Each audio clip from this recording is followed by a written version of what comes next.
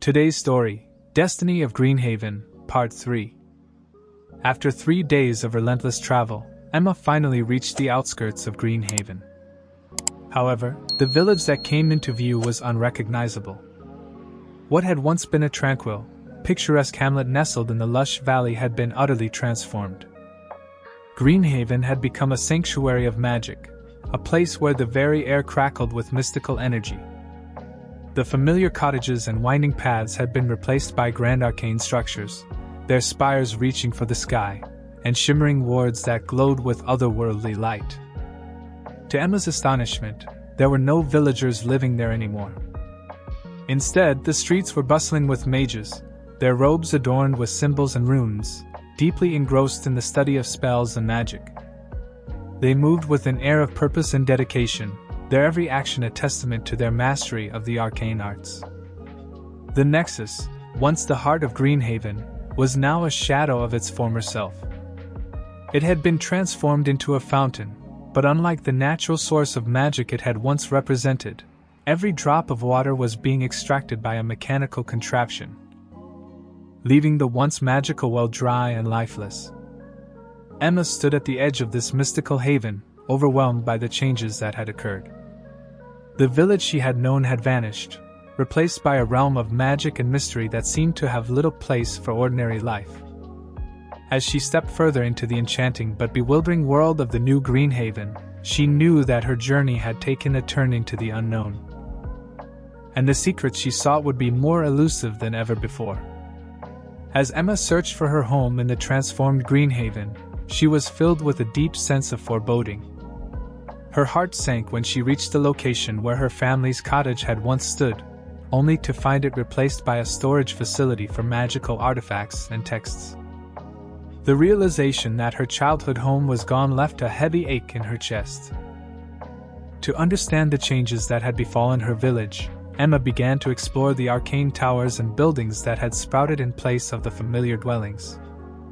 It was during one of these explorations that she encountered a lone mage in a tower near her former home. With a mixture of desperation and anger, she stole a small amount of money from the mage, hoping to find some answers in the bustling village below. Seeking refuge from her disheartening discoveries, Emma made her way to the inn, where she planned to spend a few days observing the village and gathering information discreetly. To conceal her identity, she decided to disguise herself as a magical student from a faraway school, adopting the attire and demeanor of a young mage in training.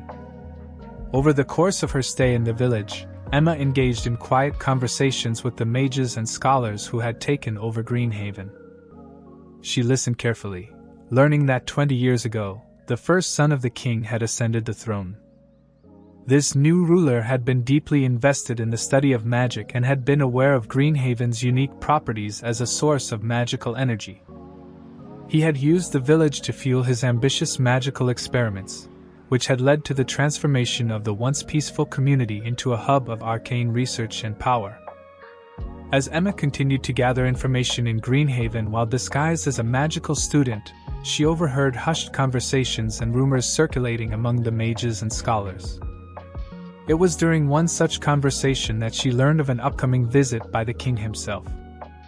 The whispers spoke of the king's visit that will come soon. His visit was scheduled in just a matter of days, and it was anticipated to be a momentous occasion, with the entire village mobilizing to welcome their royal guest. The king visited the village quite frequently, as he was always curious on what new spells and discoveries the mages made. To be able to present your work directly to the king was one of the greatest achievements a mage could hope for. Upon hearing this news, a plan began to take shape in Emma's mind. She knew that the king's visit presented both an opportunity and a risk. The opportunity lay in the fact that the king's presence could provide her with direct access to him, allowing her to execute her audacious plan. The risk, however, was substantial, as she would be confronting one of the most guarded figures in the realm. With a heavy heart and a resolve born of desperation, Emma decided that she had no other choice. She would use every ounce of her magical power to confront the king and put an end to his exploitation of the village's magic. In the 4 days leading up to the king's anticipated arrival, Emma immersed herself in intensive preparation. Her determination to confront the king and protect Greenhaven fueled her every action. Each morning, Emma dedicated herself to rigorous magical training. She honed her newfound abilities, fine-tuning her control over the elements and expanding her mastery of plant manipulation. She also delved into the village's arcane archives, searching for spells and incantations that would strengthen her magical prowess. In addition to her magical training, Emma spent countless hours gathering potent potions and rare herbs from the surrounding forest. She knew that these elixirs would serve as crucial sources of strength during her impending confrontation with the king. On the 3rd day of her preparations, as she was carefully selecting herbs near the edge of the forest, Emma had an unexpected encounter that filled her heart with warmth. Emerging from the foliage was Clara, her best friend from childhood. Their eyes met, and a rush of memories flooded back. Clara had grown into a skilled herbalist and an expert in healing magic. The two friends spent an entire day together, reminiscing about their shared adventures as children and catching up on the paths their lives had taken. Clara shared her knowledge of herbalism and healing magic with Emma, teaching her about the mystical properties of the very herbs she had gathered. As they sat beneath the shade of ancient trees, Emma confided in Clara about her mission to confront the king and protect Greenhaven. Clara, now in the know of Emma's plans, pledged her support to Emma's cause. She vowed to assist in any way she could, knowing that the village they both loved was at stake. In the early morning hours of the day designated for the king's visit, Emma's eyes snapped open as a rush of adrenaline coursed through her veins. Something had stirred her from her slumber, a sense of impending danger that prickled at the edges of her consciousness. As she lay still in her bed at the inn, Emma focused her magical senses, extending her awareness beyond the room's walls. What she discovered sent a shiver down her spine. She sensed the presence of several individuals, their movements purposeful and coordinated, slowly converging on the inn from all directions. What set her senses on high alert were the unmistakable waves of malevolence and murderous intent that radiated from these approaching figures. It was as if the very air itself carried the weight of their sinister intentions. In that tense moment, Emma knew that she was being hunted, that someone had discovered her plan and was determined to prevent her from confronting the king. The tension in the air crackled. What appeared to be mages approached the inn from all directions, their intent dark and ominous. Emma's heart pounded, and she knew that this was the moment she had been preparing for. With extreme focus, Emma summoned her magical powers, her eyes narrowing as the mages hurled bolts of crackling energy toward her. In response, she raised her hands, conjuring a shield of thorns that encircled her. The thorny vines absorbed the incoming spells, forming a formidable barrier that deflected the attacks and left the mages momentarily stunned. Emma's connection to nature and her mastery over the elements came to her aid. With a whispered incantation, she called upon the winds to protect her. A swirling gust of air encircled her, extinguishing the flames of a fireball spell and causing the attacker's aim to falter. Simultaneously, the earth beneath her feet responded to her command, rippling and shaking the ground, throwing the mages off balance. But Emma knew she had to do more. She focused on the life force of her attackers, feeling it through her empathic connection to nature. With a surge of power, she unleashed a life-drain spell, sapping the life from 3 of the mages. Their forms withered and crumbled to dust, leaving only empty robes as evidence of their presence. With the stolen life force in her grasp, Emma transformed it into towering treants, magnificent creatures made of bark and branches. These treants, loyal to their creator, stood tall and proud, their limbs poised for action. As the treants lumbered into action, they swung their colossal fists with incredible force, uprooted trees, and flung boulders at the remaining mages. Nature's fury was unleashed, and the attackers were rendered powerless in the face of such relentless strength. As the battle raged on, the treants valiantly defended Emma against the mages' onslaught, but they were not impervious to the fire spells the attackers hurled at them. With a roar of flames, the treants fell one by one, their wooden forms consumed by the fiery magic. Amidst the chaos, Emma seized the opportunity. While the mages were focused on subduing the treants, she channeled her magical powers with unwavering resolve. With a surge of energy, she unleashed a torrent of water that doused the flames and incapacitated the mages, leaving them soaked and vulnerable. However, Emma's triumph was short-lived. The commotion had roused the entire village, and the ringing of the bell echoed through the morning air. Residents emerged from their homes, drawn by the clamor and the sight of the battle unfolding near the inn. Emma's shock deepened when she realized that one of the mages she had been fighting was none other than Clara, her childhood friend. The revelation struck her like a lightning bolt. As the villagers converged on the scene, Clara, now standing with the city guards, stepped forward. She revealed her betrayal, admitting that she had disclosed Emma's plans to the authorities. Her voice held a tone of bitterness as she explained that she had been promised wealth and honor for capturing a nature wielder like Emma. Clara's words were a harsh reality that Emma had to confront. With a chilling declaration, Clara informed her, "Now that the king is in the village, there is no way for you to escape." Emma's mind raced, realizing that her mission to protect Greenhaven was more perilous than ever. With the king in the village, her actions would be under even closer scrutiny. But she also recognized that she had to adapt her strategy. Emma, facing the dire situation before her, knew that her only chance lay in swift action. She summoned the full extent of her powers.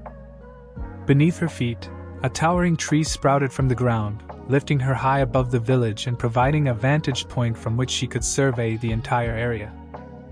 From her newfound perch, Emma concentrated her magical senses, seeking out the presence of the king and his guards. With a deep breath, she homed in on their location and took flight, soaring through the air with grace and purpose until she reached them. As she descended upon the king and his guards, the battle began. Spells clashed, and magic crackled through the air as Emma fought fiercely against the royal entourage. The king's guards were skilled and relentless, launching a barrage of magical attacks at her, while the king himself wielded powerful spells with authority. Despite her determination, Emma soon found herself overwhelmed by their combined strength. Fatigue weighed heavy on her, and she realized that she needed a strategic advantage.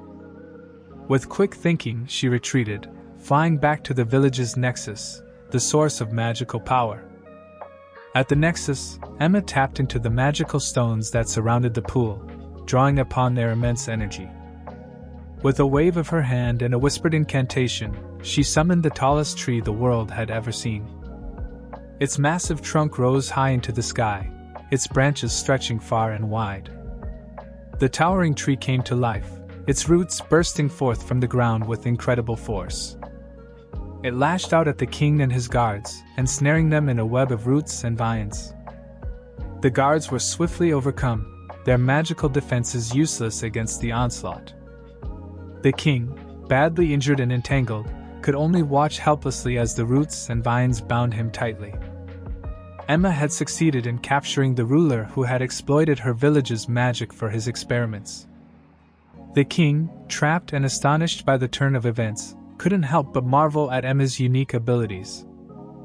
For the first time, someone had directly extracted magic power from the pool's stones, a feat he had never imagined possible.